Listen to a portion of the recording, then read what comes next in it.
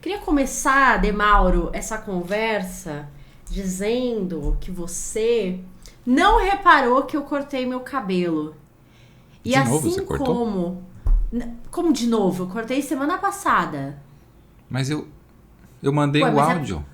mas é pra reparar de novo, Bruno. É pra reparar aqui no episódio, entendeu? Você tá igual os meus pacientes, que teve paciente essa semana que não reparou. Como é que a pessoa vem aqui semana após semana vendo minha cara e não repara? Enfim, já até anotei. Você Próxima sessão vai ser sobre isso. tá vendo a minha cara de quem tá sofrendo pelo seu ataque de drama aí, né? Não, mas é isso, sabe, Brasil? Ai, elogio meu cachinho. Ai, porque os seus cachinhos. Mas não repara que eu cortei o cabelo, né? Ah, mas eu reparei semana passada. Não, mas é pra reparar no episódio. Eu não fiz o comentário no episódio passado, senti que você fez o Eu não cortou os lembro, Demauro. Fiz. Agora eu tô me Eu sentindo não tenho com o peso culpa. da consciência. É bom que tá gravado. A minha culpa é que você não tem memória nenhuma, não sinto culpa, Cíntia. Que você já é uma pessoa idosa que está fazendo sudoku. Temos Cadê? que falar para os ouvintes. Cíntia Aqui, acabou ó. de subir 2 décadas na linha de vida. E a memória já foi pro caralho. É isso. Por isso que Tá eu tô tomando fazendo suas sudoku. vitaminas? Pra minha memória ver se... Ai, você quer explicar por que a gente tá gravando parte 2 desse episódio? Você ouvinte que lê o título já sabe que essa é uma parte 2. Tem ouvinte que nem deve ter visto que o episódio anterior tinha parte 1, porque a gente não disse no episódio, né? Por que tem parte 2? Porque a gente tem muito mais merda pra falar sobre você estar fazendo terapia errado. Então voltamos. Gente, é assim, ó, semana passada a gente terminou de gravar, eu fiquei com uma sensação de tipo assim, nossa, faltou falar muita coisa ainda. Então, achei que valia a pena. Bruno falou, não, bora, vamos fazer o nosso primeiro parte 2, que a gente nunca fez aqui nesse podcast. Então estamos aqui. Porque nesse episódio vamos dar nomes, vamos dar endereço. É isso que vai acontecer nesse episódio aqui. Autorizados pela nossa advogada. Encaminhar, né? Vamos encaminhar pessoas, enfim. Então, e claro, né? Esse papo de terapia e enfim, rende, né? Então, tem bastante coisa pra falar. E foi muito bom. Vai ser muito bom gravar isso essa semana, porque na minha terapia, eu tenho falado, na verdade, mas essa semana, assim, foi o auge né, no meu processo terapêutico, sobre o quanto eu mudei e como às vezes é difícil pra eu ver que eu sou só terapeuta hoje. E não só terapeuta desqualificando isso. Tipo, só terapeuta, mas como em muitos períodos da minha vida eu fui muita coisa, né? Dava aula, fazia consultoria, fazia não sei o quê, Nossa, o Bruno tá com o negócio inteiro de café dele. Então, olhar pra minha vida hoje e ver assim que a terapia e a psicologia nesse sentido toma grande parte do que eu faço, assim, é uma mudança muito grande, sabe? E eu acho que eu também tô interiorizando isso, que é um processo, né? Quando eu trabalhava com consultoria e só com aula, né? Quando eu fiquei um período grande sem atender, né? E eu lembro que as pessoas sempre me perguntavam, né? Por que você não atende? Por que você não faz clínica e tal? E eu falava, gente, eu não tenho paciência. Eu sou uma pessoa de palco, de apresentação, de lidar com muita gente. A clínica é individual. Eu sou uma pessoa mais social e tal, enfim, e eu não tenho paciência com o processo. E por muito tempo eu falei isso e era uma coisa que eu sentia de verdade. Assim, pra mim, entrar numa empresa, dar um treinamento, conhecer aquelas pessoas e sair com aquela sensação de, sabe, fiz meu papel, me satisfazia naquele momento, assim, era o que eu precisava naquele momento. Mas hoje, quando eu olho pra essa época, eu acho que isso fala muito sobre como eu tava naquele momento, mas eu tinha muita dificuldade de ficar. de me conectar de verdade com alguém, de me comprometer com aquilo, entende? Porque era sempre uma coisa pontual, sabe? A palestra, acabou. O processo de coaching é curto, são 8, 10 sessões. Então, ficava 2 meses ali com alguém, com um cliente e tal, e terminou, próximo cliente, enfim. Então, eu acho que isso diz muito sobre o meu processo. Não quer dizer você que tá ouvindo a gente, que faz palestra, eu não me comprometo, não é isso. Tô falando da minha experiência, assim, né? Eu acho que eu tinha dificuldade de ficar. E hoje é o contrário, né? Assim, hoje 90% do meu tempo é clínica. E ficar é muito maravilhoso. Porque a gente poder acompanhar os processos de mudança das pessoas, ou só, às vezes, só estar com elas em momentos... Porque tem um momento da vida que não tem muito o que fazer, sabe? Tipo, vou fazer o que com essa dor? Não tem, né? Por exemplo, luto. O terapeuta tá lá junto, né? Não tem nada pra fazer. O que foi que você tá rindo? O luto é um ótimo exemplo mesmo, de que não tem porra nenhuma pra fazer. Não tem, né? Já vou começar com exemplos, né? Eu tenho algumas pacientes que estão lendo a Biblioteca da Meia-Noite. Quem tá ouvindo a gente, que acompanha, sabe, a gente fez um episódio sobre esse livro. Se você caiu aqui nesse episódio, enfim, procure aí, Demauro vai marcar aí o episódio. E é um livro maravilhoso, né? Gera um monte de reflexão. Então eu adoro quando eles estão lendo, porque a gente sempre traz alguma coisa pra terapia e tal. E aí a minha paciente falou assim, nossa, eu fiquei pensando que todas as coisas que eu me arrependo na vida, depois se eu for olhar um pouquinho mais a longo prazo, aquilo foi muito importante para mudanças importantes, assim. Então gerou muito sofrimento, gerou muita dor, não sei o que, mas nossa, foi fundamental, né, para outras situações, enfim, tal. E aí ela falou, mas tem uma coisa que eu realmente me arrependo e que eu acho que não muda, seria importante ter acontecido, que é eu ter encontrado você mais cedo, eu ter achado uma terapeuta boa, ter procurado uma terapeuta boa mais cedo, porque ela passou por terapeutas que não foram muito legais e tal, então o processo terapêutico dela demorou um pouco, né? Porque até ela me achar.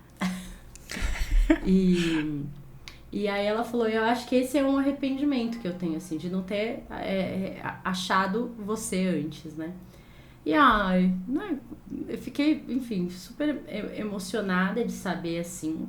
E eu acho que essa é a parte, a euforia e a adrenalina que eu tinha nas palestras e tudo, ela é substituída por essas coisas, assim. Olha o peso que isso tem na vida de alguém, né? É muito mais profundo essa troca também, né? A pessoa dizer que, tipo, eu não me arrependo de nada da vida, só de não ter encontrado você antes. Sabe que quando você tava dizendo isso eu pensei também o quanto eu não me arrependo quando eu olho para as minhas experiências, assim, porque eu sempre tive essa visão. Eu acho que eu li em algum livro e aprendi sobre isso de ter feito aquilo errado de forma, naquele momento errado, era o conhecimento que eu tinha, por isso eu tomei aquela decisão, mas por isso que eu sou quem eu sou agora, né, por causa disso. E quando você falou, só me arrependo de uma coisa, eu pensei a mesma coisa que ela, que foi não ter começado a terapia antes. Não ter encontrado a Cíntia antes, porque a Cíntia eu acabei de encontrar pensando no tempo de vida. No tempo da vida, é verdade. Uns 2 anos e meio que a gente se conhece. Mas eu penso a mesma coisa. Que gostoso que teria sido se eu tivesse feito terapia antes, sabe? Começado a terapia mais jovem. E por sorte eu já comecei com um terapeuta foda no começo, né? Eu já tive essa...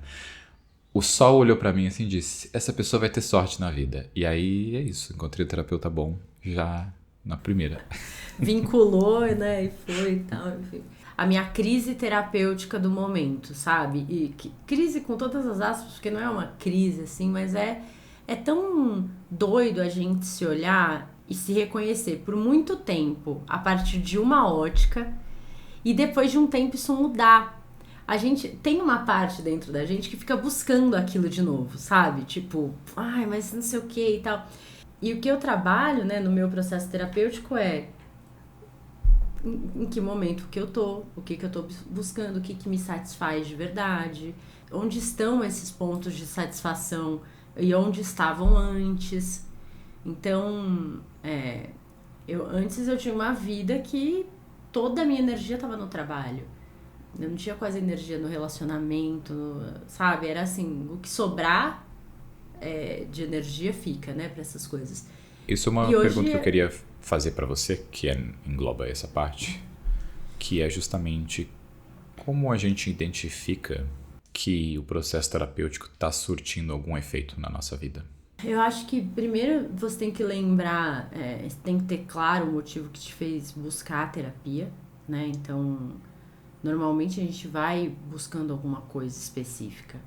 Ou, às vezes, não é específico, mas sabe aquele desconforto geral? Uma das nossas ouvintes me mandou mensagem, não vou falar o nome, porque eu não sei se... Eu não perguntei se eu podia falar o nome dela, mas enfim, ela falou que no momento lá da vida dela, ela buscou terapia, psicóloga que atendeu ela falou assim, você tá muito confuso, você não sabe direito o que você quer. Quando você descobrir, quando você entender, aí você volta, porque daí eu consigo te ajudar. Tipo, gente... Aí ela falou, tipo, né? Como assim? Como que essa pseudo... Então... Muitas vezes a gente vai pra terapia também assim, com meio confuso. Eu sei que tem algo errado que tá me incomodando, não sei exatamente o que, e o processo terapêutico também é pra te ajudar a identificar essas coisas. A maioria dos meus pacientes chega pra terapia com uma casa totalmente bagunçada, sabe? Tem paciente que você identifica que, nossa, é só um cômodo que vai precisar de organização e tal, e tem paciente que é a casa inteira. E tá tudo bagunçado mesmo, o sofá no meio da cozinha, o fogão lá no banheiro e tal, enfim. E faz parte do processo terapêutico a gente organizar isso. Então, lembre-se do que te fez buscar a terapia. Depois, eu acho que vale também olhar para o seu processo e entender o que vem mudando em você desde que você começou. O que se alterou no seu modo de vida, onde estão teus pontos de segurança agora, né? A gestão emocional é um ponto de segurança. As brigas que você tinha antes, hoje continuam acontecendo, mas você lida de uma maneira diferente, ou você já nem acontece mais porque você consegue gerenciar isso antes de começar. Então, a gente tem que olhar para esses resultados, e às vezes é muito sutil, porque o que você buscou era uma coisa mais sutil, às vezes nossa, gritante. Hoje eu tenho rotina de sono, hoje eu treino, hoje eu vou pro trabalho com energia, eu sei que eu tô fazendo naquele lugar. Às vezes é super gritante, às vezes não, depende do ritmo de cada terapeuta, do ritmo do paciente, do que você tá buscando. E pro próprio terapeuta às vezes é difícil, porque muitas vezes a gente olha e fala assim, nossa, será que esse paciente tá satisfeito, né? Será que... não sei, né? Eu vejo essa evolução, mas é pequena. Aí o paciente vem e fala assim, cara, só essa evolução pra mim já foi a melhor coisa da minha vida, assim. Só de eu chegar na empresa e não sentir uma dor no estômago, tipo, entender que eu já tô ótimo, ganhei a semana e tal. Você fala, Então, é uma coisa que eu tento alinhar também com os meus pacientes sempre, sabe?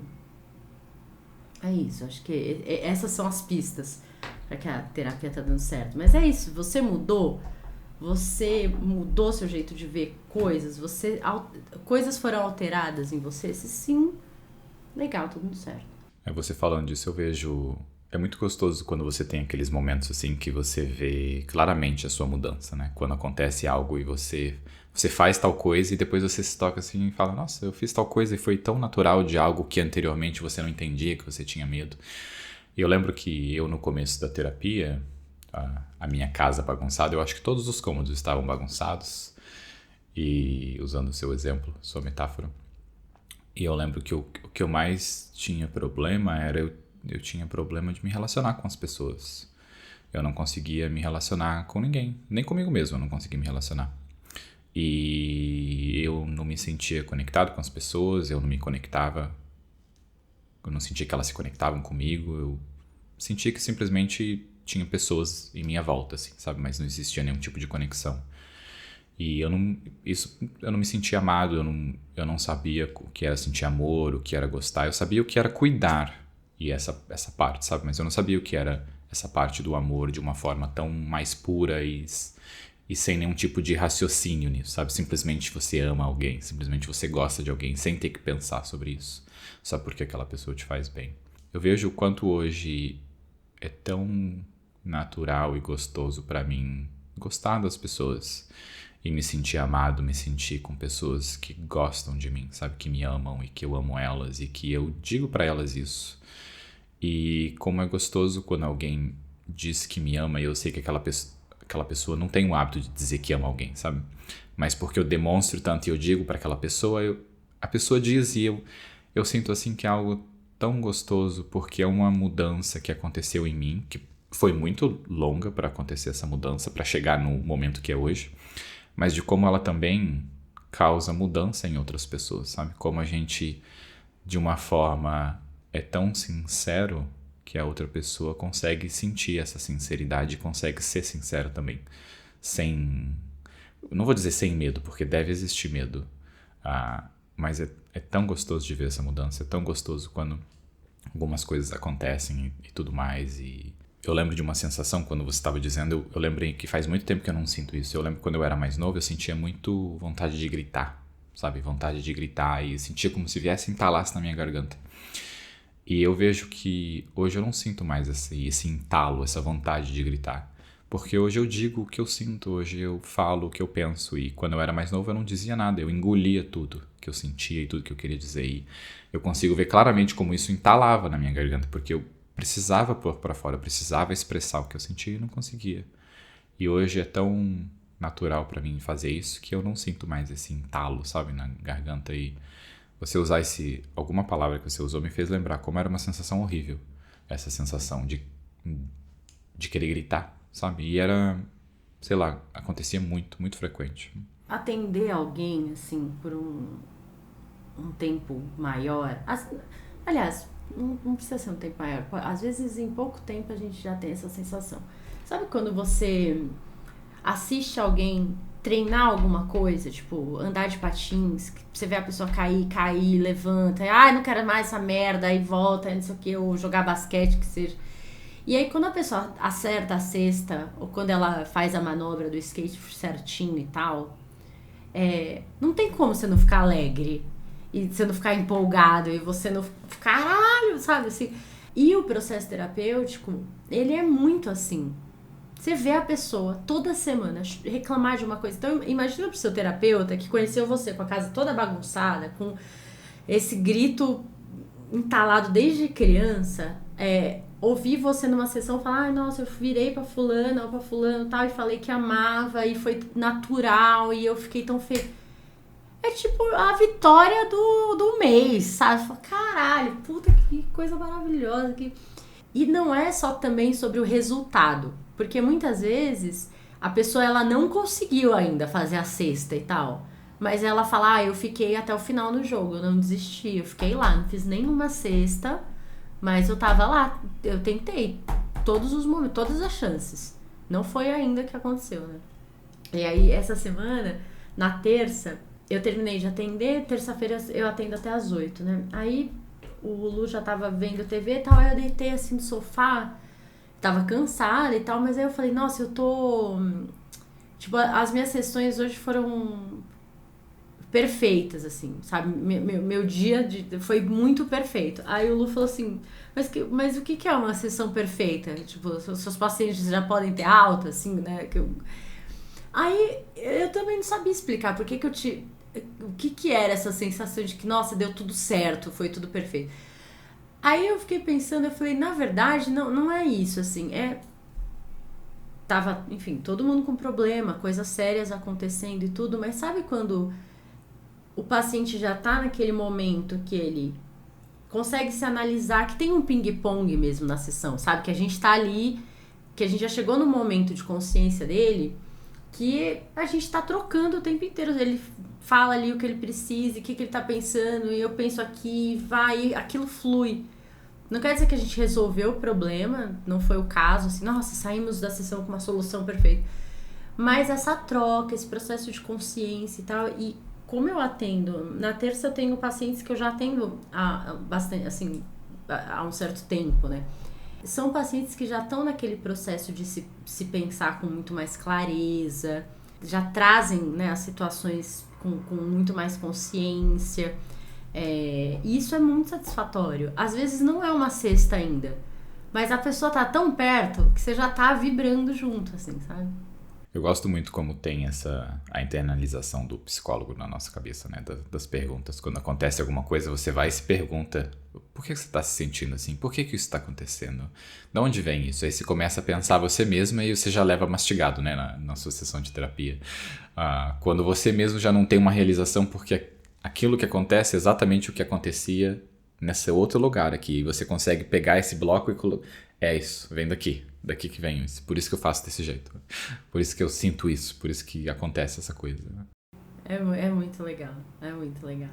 E aí eu queria mostrar um áudio. Eu tava no Instagram esses dias e eu adoro a Valentina Bandeira, que é uma humorista novinha, assim, ela é bem novinha, não sei, 20 anos, 22 anos, eu acho. Ela cobriu a Copa do Mundo feminina agora com Casimiro, enfim. Não sei se todo mundo conhece, mas pra mim ela é super conhecida e tal. E aí ela tava falando com o Bial sobre o processo terapêutico dela, que ela faz terapia, ela é muito novinha, ela faz terapia há muito tempo. E eu vou colocar aqui pra você ouvir. É a mesma analista? É. Que idade ela tem hoje? Eu acho que a minha analista tem 76 anos. Ela deve adorar, né? Ela é minha... É porque eu sei que isso é intenso de se dizer assim, mas eu não consigo falar dela sem ficar emocionada, porque ela me salvou mesmo. Essa ideia da psicanálise, esse negócio de psicanálise sem a dimensão de cura é cascata. E sem amor também, eu não entendo, assim, porque a gente tem uma relação de amor. Muito com todas com todos os limites que existem uma relação com a sua analista, mas eu tenho uma relação de amor com ela me criou. E o que é o amor? O amor é cuidado. É você realmente querer ouvir o outro, sabe? Você realmente tem interesse pelo que o outro tá sentindo. Eu acho que é isso. Então, a sua analista, que idade ela tem? Podia ter avisado, né, Cíntia? Agora eu quero assistir a entrevista inteira. Vou procurar na internet e vou colocar na descrição do episódio, se você também quiser ouvir depois. Eu acho que é um pouco estranho no começo você começar a colocar o terapeuta nesse lugar de amor, sabe? Porque eu acho que, pra mim, quando eu vi o terapeuta, era aquela coisa de você vai deitar no divã, existe uma conexão, mas é um pouco mais frio, sabe? Um pouco mais separado. E aí existe todo esse cuidado e esse carinho e você sente que essa pessoa cria uma relação com você e ela te ama. Eu sentia tão estranho no começo de sentir esse amor do meu terapeuta, sabe? De como se isso não fosse profissional, sabe? De receber o amor, você disse. De receber o amor. Não era só por causa da terapia, era por causa de mim também, eu não conseguia receber o amor. Mas era uma parte desse lado de não entender que existe essa forma de conexão, sabe, com a terapia. Como que não vai existir, né? Você, sei lá, faz terapia há 7 anos, como que não vai existir nenhum tipo de conexão você e aquela outra pessoa, sabe? No trabalho já existe, você nem tem relações profundas com pessoas e já existe um cuidado e um carinho. E aí você fala com alguém que praticamente sabe de tudo da sua vida e entende você num nível que nem você entende e nem nunca vai entender. E eu acho que é um pouco libertador aceitar que aquela pessoa te ama, sabe? Não é errado. Eu acho que eu achava que era isso, eu achava que era errado. Porque era como se fosse não pode existir essa conexão, sabe? E eu acho que eu me sentia errado também por amar o meu terapeuta, sabe? Existir nesse lugar de carinho. Eu continuo sendo paciente, ele continua sendo meu terapeuta, mas eu achava errado e acho, sendo sincero aqui, algumas vezes eu ainda sinto isso como estranho, sabe? Como errado. Vou falar a verdade. Mas eu tento sempre olhar nesse outro lado de que primeiro a gente não controla o que a gente sente, né? A gente simplesmente ama. E o outro não tem nada de errado em amar. Se tem uma coisa que não está errado, é amar. Amar é o que está sempre certo. Falar do meu lado, né, que amo as pessoas, os pacientes e tal, esse lugar de cuidado, e quando a gente tá num lugar de cuidado, isso é nosso trabalho, enfim, isso tem várias considerações que a gente tem que colocar, né, e cuidar, enfim, da gente também, né, não é à toa que muito profissional da saúde tem burnout, ou, né, tem processos empáticos tão fortes que lidar com certos problemas acaba desencadeando coisas nele mesmo e tal. Então,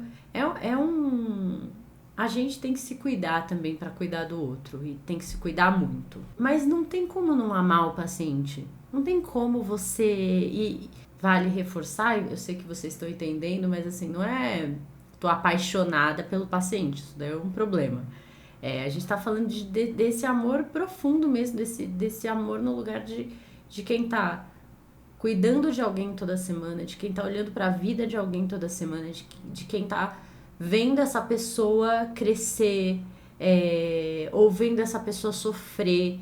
Mas a gente tá ali com a pessoa toda semana, presente com ela, entendendo as dores e tal. Então, não tem como cuidar... Na minha visão, né? Talvez para outros psicólogos seja diferente, mas para mim é muito difícil não cuidar sem amar. A maior pergunta que eu recebo, assim, quando eu falo em algum lugar, eu sou terapeuta, que a pessoa fala, sempre tem alguém que pergunta assim, mas e aí, seus pacientes chatos? Como é que é atender gente chata? E, né, assim, e quando você não gosta do paciente? Não é hipocrisia, assim. É muito de coração que eu vou dizer, porque até quando a gente não gosta, quando a gente tem uma sensação de, esse paciente me gera algum incômodo. Isso também é terapêutico, isso também vai ser usado no processo terapêutico. E aí, conforme a gente vai se aprofundando nisso e tirando essas casquinhas de defesa dele, né? Porque normalmente a gente não gosta dos sintomas dele. A gente vai se afeiçoando e entendendo essas feridas. Então, sim, talvez tenham pacientes que no começo eu não goste muito, ou não... Mas isso dura pouco, porque isso também é usado como ferramenta. As sensações e os sentimentos negativos que eu tenho em relação ao paciente, né? E aí, você vai se afeiçoando. Então, como que eu não vou vibrar de coração com uma vitória de alguém que eu acompanho há 3 anos, há 4 anos? Não tem como, gente. Assim, eu acho impossível. Agora o ouvinte tá ouvindo, a gente vai correr pro terapeuta na próxima sessão e perguntar se o terapeuta ama ele, né? Já vai jogar na parede e ver se já tá na parte que ele ainda te odeia, ou não gosta de você porque você é chato pra caramba, ou se já tá na parte que ele te ama, porque já existe um tipo de conexão ali. Não estou mandando você fazer isso, hein? Quero ver se o paciente... como seu terapeuta vai ficar para responder isso, se ele encara bem o amor que ele sente também por você. Tem esse outro lado também. Mas sabe, uma outra coisa que me faz pensar também são algumas pessoas que eu conheço que fazem terapia, e a terapia acaba entrando como se fosse algo numa rotina, sabe, da pessoa. Ela vai pra terapia, mas não acontece nenhum tipo de desafio, assim, na terapia, sabe? E eu sinto isso porque quando você começa a fazer terapia, depois de um tempo você vira o profeta da terapia, né? Você quer propagar a palavra da terapia para que todo mundo faça esse negócio. Mas não só para que a pessoa faça, mas sobre... Igual quando você está num relacionamento e você começa a viver a sua vida e aquela outra pessoa faz parte da sua vida, o seu dia a dia, você vive experiências tão profundas e tão legais com aquela pessoa que você começa a falar daquela pessoa, aquela pessoa vira assunto no seu dia a dia, né? E a terapia entra nesse mesmo lugar. Você não é um profeta, é porque acontecem coisas tão legais dentro da terapia que você usa aquelas conversas na sua vida pessoal, no seu trabalho, e você diz, estava na terapia com o meu terapeuta e tudo mais. E eu sinto que algumas pessoas, isso nunca acontece, sabe? A pessoa nunca traz nada do que acontece na terapia, nunca fala. Às vezes eu pergunto e a pessoa fala, eu continuo na terapia, tipo, nossa, eu não sinto que você faz terapia, sabe? Eu não digo diretamente pra pessoa assim, ou às vezes já disse, eu Mas acontece desse outro lado. Eu não sinto que existe coisas tão profundas e coisas tão legais acontecendo numa terapia que a pessoa traz pro dia a dia, sabe? E eu vejo isso como algo que a terapia está apenas estagnada ali. Fazendo terapia sobre algo que não te desafia, que não te faz chorar, que não te faz sentir medo, que não faz querer parar de fazer terapia. E é como se fosse uma coisa meia boca, sabe? Tipo, eu faço terapia por falar que eu faço terapia. Mas a pessoa não sabe que está acontecendo isso na vida dela, sabe? E queria jogar para você isso agora, Cíntia, que é como você vê essa parte da terapia, sabe? Que não existe mudança nenhuma, a pessoa simplesmente tem uma rotina, como tomar um café da manhã. Eu falei isso no outro episódio, né? Assim, eu acho que tem gente que usa o processo terapêutico para resolver problemas, assim, muito claramente, né? Tipo, estou enfrentando esse desafio no trabalho, esse desafio no relacionamento, quero falar sobre isso. E ela vai pra terapia com esse olhar muito mais resolutivo, prático de coisas. E aí, quando ela resolve esses problemas e tal, e a terapia tá mais fluida, tá na rotina, aquilo parece que perde sentido pra ela. E eu acho que tem paciente que, independente de como a vida está, se a vida tá boa, ele quer falar sobre isso. E não porque ele vai ficar procurando pelo em ovo, problematizando, mas ele quer também entender, tipo, caramba, né? Por que eu tô me sentindo tão bem? O que eu fiz pra eu me sentir assim? Eu quero fazer isso mais vezes, né? Ou eu quero, já que eu tô com a vida tranquila e tal, o que eu posso fazer pra aproveitar mais esse momento? E, enfim. Então, também é um perfil de paciente. Não quer dizer que... Enfim, tem o processo terapêutico, ele é um sobe e desce também. Ele oscila, né? Ele tem uma flutuação. Tem momentos que tá mais calmo, tem momentos que nossa, o bicho tá pegando, você não sabe nem por qual problema você começa, né? Assim, por onde você começa a cuidar e tal. Mas vale uma reflexão, assim. Se você faz terapia e o que é falado na terapia não vem pra sua vida, não vem pro seu mundo, além ali do setting terapêutico, o que tá acontecendo, né? É um período... Eu costumo, assim, quando eu sinto que tô com um paciente, os problemas já estão sendo resolvidos, a coisa tá fluindo mais e tal, dependendo do contexto, né, porque cada paciente também, né, enfim, mas dependendo do contexto, eu gosto de conversar, de falar, olha, eu sinto que tá mais tranquilo, você acha que a estrutura, né, que eu quero seguir é essa, já que a gente tá nesse momento mais calmo e tal, eu queria que a gente pudesse olhar pra tal coisa, você topa, você quer, porque a maioria dos meus pacientes não são pacientes patológicos, não tem depressão profunda, não tem, né? Quando tem ansiedade e hoje, especificamente, eu não tô com nenhum paciente com ansiedade crônica e né? É aquela ansiedade mais da rotina, não aquela ansiedade patológica que ele não consegue fazer mais nada, né? Então, vai para outro lugar também. Não é um lugar de tratamento, tem uma patologia para ser curada e isso tem etapas e tal. Então, eu tenho muito paciente hoje que tá só num processo de análise mesmo, né? De olhar pra rotina, olhar pra vida. E que gostam disso também. Não é todo paciente que gosta de análise. Mas é porque ele tem defesas, não sei o quê. Não, às vezes é porque é o perfil dele mesmo, sabe? Então, terapia não é barato. Você ter 1 hora da tua semana dedicada a uma coisa, né? Tem gente que, além da terapia, não se dedica mais nada na vida. A terapia é o único compromisso que ela tem de fato ali, né? Então, isso tem que trazer um benefício claro pra você. Mas não nessa lógica de produção que a gente tem nas outras coisas, sabe? Malhei, já tô sentindo minha bunda durinha. Fiz não sei o que, já emagreci 3 quilos. Terapia não é assim, né? Tipo, nossa, já tô há 2 semanas, realmente tá fazendo efeito, hein? O processo é um pouco mais lento. Você me fez lembrar de um tipo de pessoa que eu também quero sua opinião sobre. Uma vez eu estava saindo com uma pessoa e eu estava falando sobre terapia, né?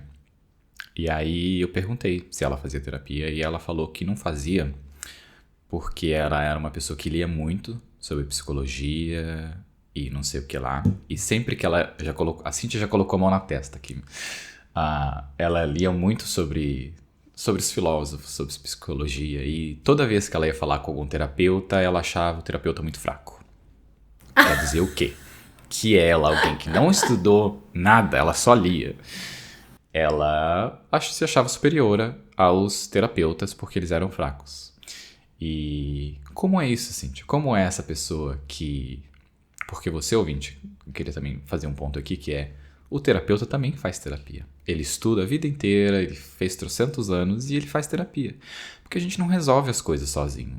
A gente não consegue ver. E é muito legal, porque quando você já faz terapia há muito tempo, a pessoa te fala uma coisa sobre você que você não tinha visto e você já pensa assim, é verdade, né? Você sozinho não conseguia. A pessoa só fala 2, 3 palavras, você já toma aquela verdade. Agora, alguém que nunca fez e só porque leu o livro, como é esse outro lado, Cíntia? Essa pessoa que aprendeu tudo sozinha no livro ou na internet. Ou no YouTube, né? Que o YouTube também é um ótimo terapeuta. Só que não. Tem um tipo de... um perfil de paciente, né? Que na TCC eles chamam de opositor, né? Que é esse paciente que te enfrenta, que às vezes tem um viés mais narcisista, assim, né? Que ele tá lá meio te testa por um tempo e tal, enfim. Às vezes ele topa fazer a terapia, mas ele fica te testando ali algumas semanas, né? Enfim. E isso é o sintoma, né? Da pessoa. Por que ela me testa tanto? Por que ela entra nesse lugar de achei fraco? Qual que é essa lógica por trás de... E o seu terapeuta tem que ser o que? Forte? Forte onde? Vocês vão ficar o quê? 1 hora falando sobre a filosofia que você estudou? Tem várias perguntas aí, né? E eu, pela minha experiência com consultoria e tal, eu atendi muito advogado, né? Muito escritório. E esse perfil opositor, narcisista, é um perfil que eu trabalhei a minha vida inteira, e não como terapeuta, como consultora, né? Então, é um perfil que é muito tranquilo, assim, não é tranquilo, tipo, nossa, faço com o pé nas costas, né? Mas, assim, é muito... Eu tô acostumada, então não é uma coisa que... Tem terapeuta que não tem... Enfim, não tem... Me fugiu a palavra, assim, mas não tá preparado pra atender esse tipo de pessoa. Não é, às vezes não tá preparado mesmo, assim, não desenvolveu habilidade para atender, porque você tem que ter, assim, uma presença de espírito e uma segurança muito grande, porque é isso, ele vai te desafiar, ele vai, você fala alguma coisa, ele fala, não é isso, não, acho que, não, você entendeu errado, não é bem assim como você tá falando, é sempre, tipo... Então, se você é um terapeuta que precisa, né, que é muito viciado nessa coisa de falar uma coisa e o paciente, nossa, faz todo sentido, você quer... Um opositor é o pior pesadelo, sabe? Porque você nunca vai estar certa, você sempre tá... você se aproximou, mas eu acho que essa não é a minha principal questão, você nunca tá certa, nunca está no caminho certo, né? Então, é uma coisa que eu tenho mais experiência, que eu me sinto mais segura. Então, muitas vezes, assim, quando alguém me fala isso, é porque eu fui, né, sei lá, às vezes em roda de amigos, todo terapeuta que eu vou, nossa, sei lá. Às vezes é um perfil, mas assim mesmo, tipo, ninguém é bom o bastante, mas às vezes a pessoa realmente teve experiências ruins, né, assim, calhou de só conhecer, encontrar terapeutas que, enfim, não eram tão preparados e tal. Mas, gente, por mais que você leia, que você se autodesenvolva, né, que você... pesquise, procure conteúdos e tal, isso é fundamental, é super importante, mas você sempre vai ter ponto cego, não adianta, isso, eu que sou psicóloga, trabalho com gente a vida inteira, eu tenho um monte de ponto cego, e eu vou pra minha terapia pra olhar pra esses pontos cegos, e toda semana a Nath traz alguma coisa lá que eu falo, caralho, é mesmo, né? Hoje em dia, com a minha idade, tudo... Eu já sei, assim, né, eu tenho mapeado quais são minhas questões, onde o bicho pega comigo, e muitas vezes eu ainda falo, nossa, é mesmo, era isso, e eu não me liguei que era isso aqui que eu tava, né, assim. Por exemplo, esse lance os palcos versus a clínica, o setting, né. Quando você dá palestra, você não consegue amar as pessoas que você encontra. porque você não convive com elas, você não tem um tempo com elas. Tipo, hoje eu consigo amar as pessoas que eu atendo, que eu convivo, que eu tô aqui toda semana. E isso é muito importante pra mim hoje. Talvez lá atrás, não, né, assim, ter amor na minha vida era uma coisa muito específica ali pra minha família, enfim. Hoje não, é importante eu ter num âmbito muito maior. Mas isso eu só enxergo lá na terapia, com uma pessoa de fora olhando e falando, nossa, mas engraçado, né? Porque você não falou nada, você não reclamou isso semana passada, porque quando tal coisa aconteceu, você gostou, você achou legal. É mesmo. Então, enfim. E se você... Eu queria fazer um ponto sobre a gente aqui, Cintia, sobre um processo terapêutico que eu vi, que é para dar um exemplo dessa mudança. Se você... Eu vou falar sobre o que é a gente. Eu me sinto tão legal agora como eu vejo a gente gravando esse podcast, porque eu vejo os medos que você sentia no começo, os medos que eu sentia no começo, e tá tudo gravado, né? Tá em vídeo, tá ali, tá na nossa voz, tá na nossa cara. E tá documentado, Por exemplo, Cintia no começo tinha medo de se comprometer. Tinha um rabo preso com a vida, e ela tinha medo de falar sobre ramos, por exemplo, a advocacia, o exemplo que a Cintia deu agora tão facilmente, ela se sentiu um pouco mais presa no começo, de tipo, meu Deus, os advogados vão ouvir, vão pensar alguma coisa. Não vai acontecer nada disso, mas existia esse medo lá no começo. E eu tinha o medo desse todo aqui, de me expressar, da câmera, de gravar o vídeo e tudo mais. Então, se você for ouvir o primeiro episódio lá, que é sobre o medo, vai lá no seu plataforma, vai lá pro comecinho, corajosamente falando sobre o medo, você vai ver o quanto eu me sentia todo duro. Eu achava que não, que eu já estava me expressando, que eu estava falando e estava isso e aquilo, e não, eu estava completamente duro. Eu estava revendo alguns desses episódios primeiro e vejo o quanto era diferente essa coisa, sabe? E é isso, a terapia é essa parte, é quando você consegue ver no seu passado de como você era daquele jeito, né? De como você se expressava e tudo mais. E aqui eu tenho um vídeo. O falar no podcast não fez parte da minha terapia, não foi algo da minha terapia, foi algo que aconteceu sozinho e eu consigo ver essa mudança, o quanto é natural pra gente estar aqui gravando. Já fazem 2 anos que a gente grava, a gente já vai chegar a 100 episódios, que a gente precisa planejar algo especial para o episódio 100, gostosíssimo. Mas é isso, é tão gostoso de ver essas mudanças, sabe? Acho muito legal que está em vídeo, que a gente consegue ver assim claramente essa mudança, mas como é a terapia em geral, né? Como é essa mudança na nossa vida, e é muito pontual. A gente consegue ver mesmo essa mudança depois de um tempo, e algumas coisas não, algumas coisas você não vê e de repente você só nota que, nossa, eu não fazia assim, né? Eu sentia tanto medo, eu me sentia tão inseguro, eu me sentia tão alguma coisa quando isso acontecia. E hoje isso talvez aconteça, talvez eu sinta medo e eu me pergunto, por que eu tô sentindo medo? É porque tá acontecendo tal coisa e essa pessoa me intimida ou coisa assim, sabe? E é isso, tá tudo bem, tô me sentindo intimidado, por isso que eu estou com medo. Beleza, não é o que eu controlo, mas está claro pra mim que isso tá acontecendo e tá tudo bem. Gostosíssima essa sensação. Que simbólico o nosso primeiro episódio ter sido sobre o medo, né? Nunca tinha me ligado. Que a gente tinha vários medos, sobre várias questões sobre como seria e tal, e a gente gravou de fato sobre medo mesmo. Começou já, a gente tá com medo, então já vamos começar falando de medo. E você faz a pergunta em algum momento ali do episódio pra mim, do que eu tenho medo. E eu respondo, disso aqui. Disso que a gente tá fazendo. Disso que eu estou olhando pra essa câmera agora, esse microfone na minha cara. E eu estava me cagando de medo. Estava com medo mesmo de estar ali, sabe? Me sentindo completamente desconfortável. E aí depois de uns 5, 6 episódios eu já achei que eu estava mais aberto e me expressava mais e tudo mais. E tipo, não, eu continuava com aquele um pouquinho menos medo, mas existia ali. E sabe que há pouquíssimo tempo eu consegui ter um outro momento, assim, uma outra coisa dessa outra parte da evolução, de se acostumar, que era quando eu ia fazer entrevista, quando eu ia dar alguma entrevista, por exemplo, alguém ia me entrevistar para alguma coisa, eu lembro que eu sentia essa coisa de, nossa, eu tenho que me preparar, tenho que tentar entender quais vão ser as perguntas e tudo mais, e isso não acontece mais há tanto tempo, sabe? De tipo, eu só preciso ser eu mesmo, eu só preciso dizer a verdade e responder o que eu sei e o que eu não sei, falar que eu não sei, e gravar o podcast fez parte desse processo de entender que, se alguém te perguntar algo, você só precisa dizer o que você sabe. E o que você não sabe, você diz que você não sabe.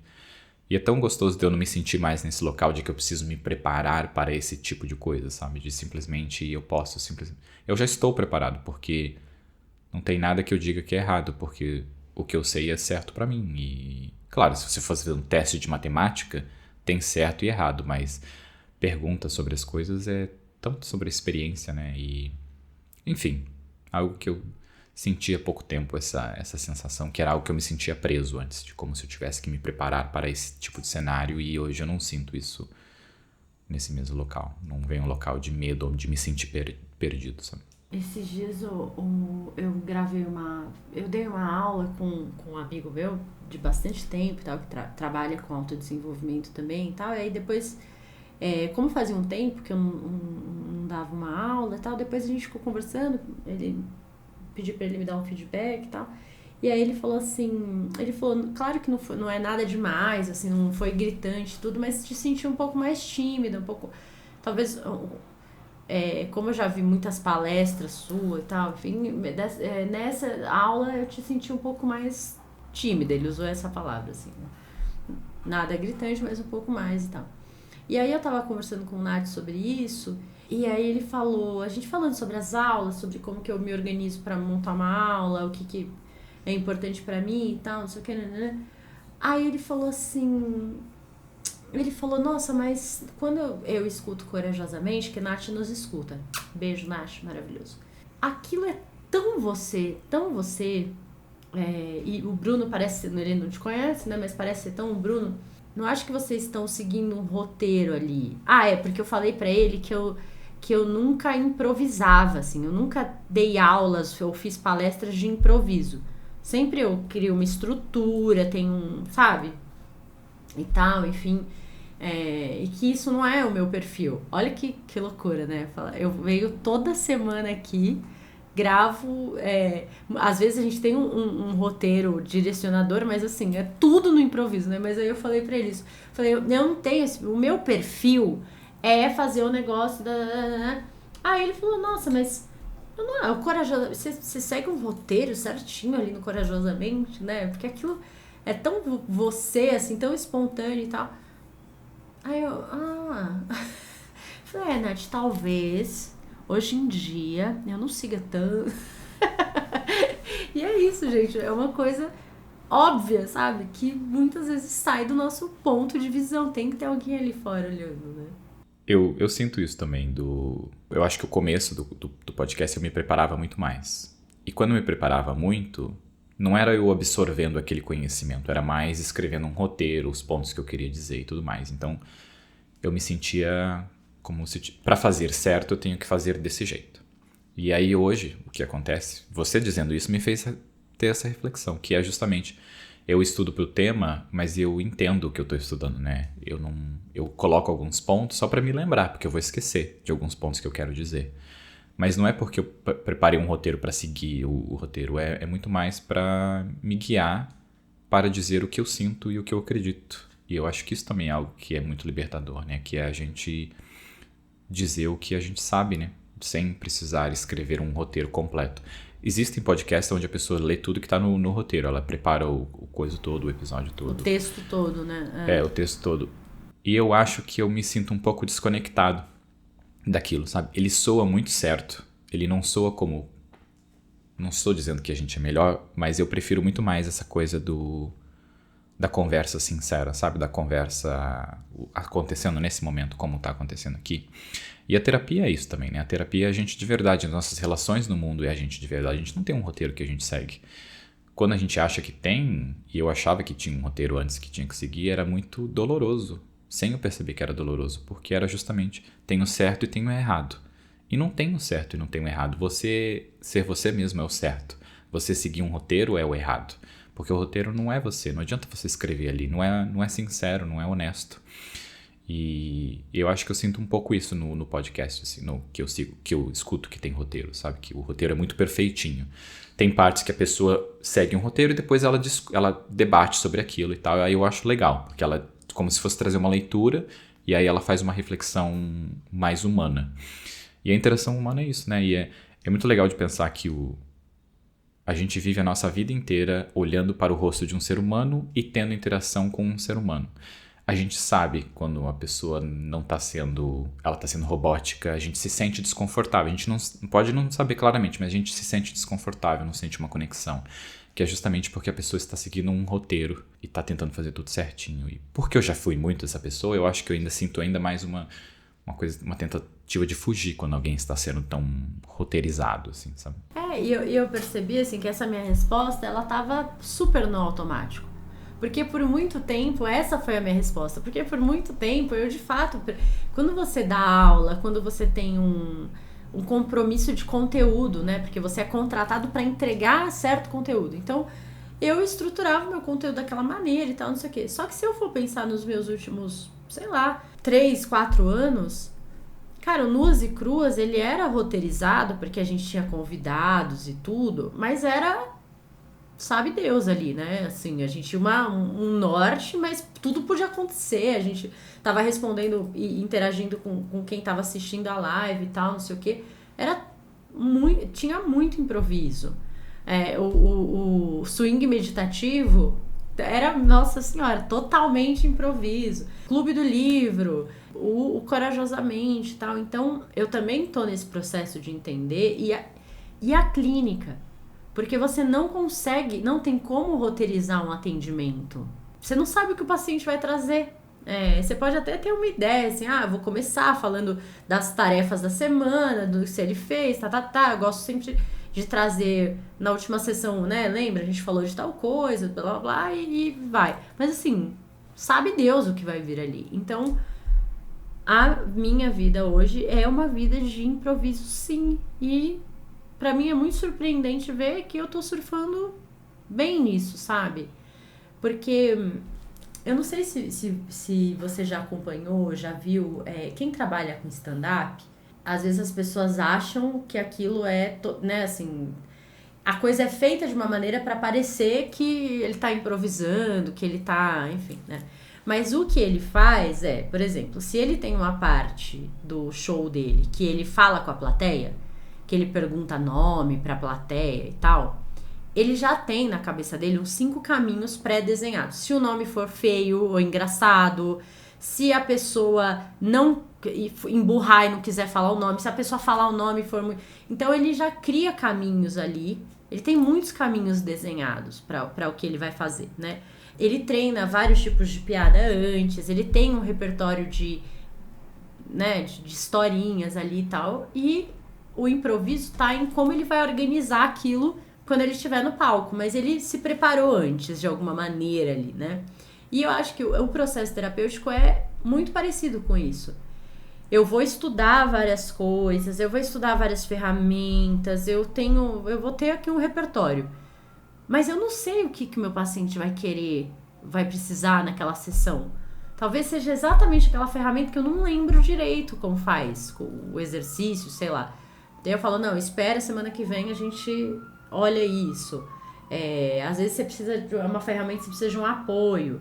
Sei lá, tem que anotar alguma coisa, não tá fácil aqui, deixa pra semana que vem e tal. Eu tô aqui, com um livrão de regulação emocional, que eu tô lendo uns exercícios para uma paciente específica.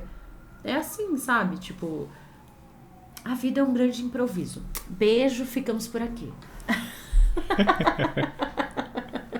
Era isso que você precisava ouvir. Mas é muito gostoso isso, essa realização de que você só precisa ser você mesmo, sabe? E esse é o certo. Porque é isso que a terapia... Eu lembro depois de alguns anos olhar assim, a terapia é sobre você. É sobre libertar você, sobre tirar essas amarras que a gente acha que tem que fazer do jeito certo, porque o mundo faz desse jeito e tudo mais. E não, você só tem que ser você mesmo e falar o que você gosta, falar o que você não gosta. Não ser um pé no saco também, né? Se você é uma pessoa grosseira, você precisa de terapia pra você não ser tão grosseiro assim. Você precisa também cuidar das pessoas, mas é sempre sobre a gente, né? É sempre sobre a gente de verdade. E... eu acho que isso é a parte mais difícil, né? A gente é tão moldado. Tem um episódio sobre ser criança, se você quiser ouvir. Vai estar o link na descrição desse episódio. De criança, a gente é tão a gente mesmo, né? Você sente fome quando você sente fome. Você grita quando você grita.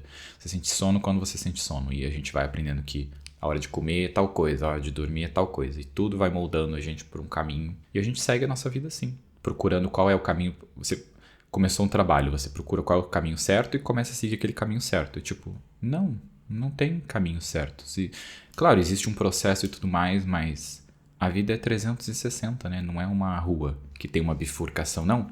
Ela não tem rua nenhuma, é um lugar aberto. Tudo, sabe, um estacionamento gigante assim, infinito. É isso que é. E quanto mais a gente se liberta disso e mais entende que existem milhões de caminhos para várias coisas, mais gostoso vai ficando e mais de improviso a gente vai indo, porque a gente basta, né? A gente é o suficiente. E ter alguém que te acompanha nesse vasto estacionamento gigante, que tá ali caminhando com você, te ouvindo e tal, é muito reconfortante, né? Não vai ser essa pessoa que vai falar, vai por ali, mas ela vai fazer perguntas, vai questionar por que você tá fazendo essas escolhas, por que você escolheu, por que você quer ir por esse lado e não para aquele e tal, e vai te fazer pensar mais sobre isso. Esse é o trabalho do terapeuta, né? Muitas vezes é acompanhar, e é isso. E quero refletir por que eu usei estacionamento, porque é concreto, não é grama. Eu pensei em grama primeiro, mas eu falei com asfalto. Não, asfalto é quente, é uma merda. É tudo um campo gigante, grama, é isso. É isso, Cíntia. E queria encerrar o episódio com um trecho de um livro. Já que você vai querer dar alguma dica, alguma coisa? Eu ia repetir as dicas da parte 1, mas vou colocar na descrição as mesmas dicas que a gente deu, sessão de terapia e filme também. Pode ir. Muitas vezes eu acho que o processo terapêutico ele passa por um processo de libertação, assim, sabe? E como você falou, né? Tem algo sobre se libertar, sobre achar seus caminhos e tal. E eu adoro esse trecho, já li lá no meu Instagram e tal, queria trazer pra cá. Muita gente acha que é do Dostoiévski, mas é do Rubem Alves, nosso maravilhoso Rubem Alves. Então, vamos lá. Somos assim, sonhamos o voo, mas tememos a altura. Para voar é preciso ter coragem para enfrentar o terror do vazio, porque é só no vazio que o voo acontece. O vazio é o espaço da liberdade, a ausência das certezas. Mas é isso que tememos, o não ter certezas. Por isso trocamos o voo por gaiolas. As gaiolas são o lugar onde as certezas moram. É isso, por menos gaiolas aí na nossa vida. Agora eu quero gravar um episódio só sobre esse texto. Vou colocar aqui na lista de temas. Tá bom. Beijo, gente, é isso. Um beijo. Tchau, tchau.